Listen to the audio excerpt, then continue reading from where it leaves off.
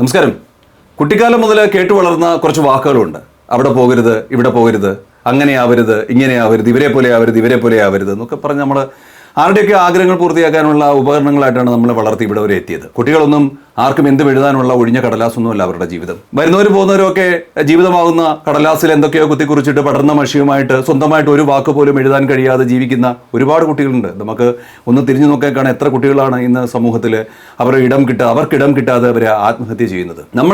നമ്മളെപ്പോലെ നമ്മുടെ കുട്ടികളെ ആക്കാൻ ശ്രമിക്കുന്ന ഓരോ നിമിഷവും നഷ്ടപ്പെടുന്നത് അവർക്ക് അവരുടെ വ്യക്തിത്വത്തിൻ്റെ വികാസത്തിൻ്റെ സമയമാണ്, അല്ലെങ്കിൽ വ്യക്തിത്വത്തിൻ്റെ ഭാഗമാണ് നഷ്ടപ്പെടുന്നത്. നമ്മുടെയൊക്കെ ചിന്തയാണ് നമ്മൾ അവരുടെ അധികാരികളാണെന്നുള്ളത്. അത് വെറും ചിന്ത മാത്രമാണ്, ഒരു പങ്ക് മാത്രമാണ് നമുക്ക് വഹിക്കാനുള്ളത് അവരുടെ ജീവിതത്തിൽ, അവരുടെ വളർച്ചയിൽ.